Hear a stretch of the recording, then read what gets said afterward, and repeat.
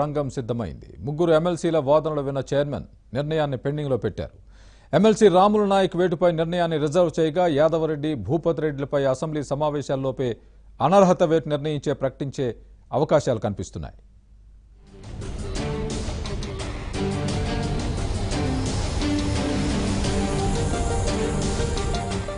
రెండోసారి అధికారంలోకి వచ్చిన టీఆర్ఎస్ పార్టీ మారిన నేతలపై ఫోకస్ పెట్టింది. ఎన్నికలకు ముందు పార్టీ మారి విమర్శలు చేసిన వారిపై చర్యలకు సిద్ధమవుతోంది. ఇప్పటికే ఎమ్మెల్సీలు రాములు నాయక్, భూపతి రెడ్డి, యాదవ్ రెడ్డి, కొండా మురళీలపై ఆగ్రహంతో ఉన్న టీఆర్ఎస్ పార్టీ వారిపై చర్యలు తీసుకోవాలని మండలి చైర్మన్ కు ఫిర్యాదు చేసింది. అయితే కొండా మురళి తన పదవికి రాజీనామా చేయడంతో మరో ముగ్గురు ఎమ్మెల్సీలకు మండలి చైర్మన్ నోటీసులు అందించారు. ఈ నోటీసులపై వాదనలు పూర్తయ్యాయి.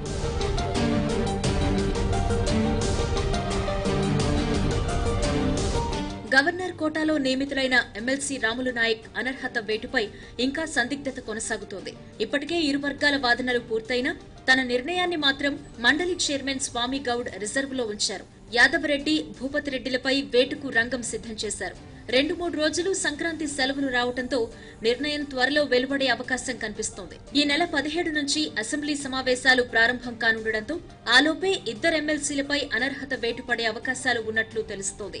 ఇక అన్ని వాదనలు ముగిసినందున చైర్మన్ నిర్ణయం కోసం గులాబీ పార్టీ ఎదురుచూస్తోంది. వారు కాంగ్రెస్ పార్టీలో చేరింది వాస్తవము, కండువాలు కప్పుకున్నది వాస్తవము, ప్రచారం చేసింది వాస్తవము, పోటీ చేసింది వాస్తవము.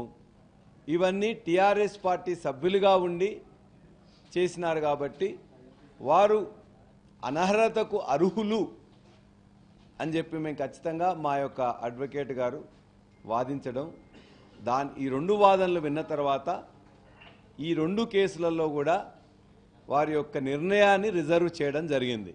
అయితే ఎమ్మెల్సీలు భూపతి రెడ్డి, యాదవ్ రెడ్డి మాత్రం తాము పార్టీ మారలేదని, పార్టీ వ్యతిరేక కార్యకలాపాలకు పాల్పడలేదని కౌన్సిల్ చైర్మన్ కు తమ వాదన వివరించినట్లు తెలుస్తోంది. తెలంగాణ ఏర్పడిన తరువాత మొదటిసారి రాష్ట్రానికి సోనియా గాంధీ రావడంతో తాను కృతజ్ఞతలు తెలిపేందుకే మేడ్చల్ సభలో కలిసినట్లు యాదవ్ రెడ్డి వివరణ ఇచ్చినట్లు సమాచారం. ఇక మరో ఎమ్మెల్సీ భూపతి రెడ్డి మళ్లీ టీఆర్ఎస్ కు వచ్చేందుకు సిద్ధంగా ఉన్నాను అని ఆ పార్టీ నేతలకు సమాచారం చేరవేసినట్లు తెలుస్తోంది. అయితే నిజామాబాద్ జిల్లా నేతలను కలవమని సదరు నేతలు భూపతి రెడ్డికి సూచన చేసినట్లు సమాచారం.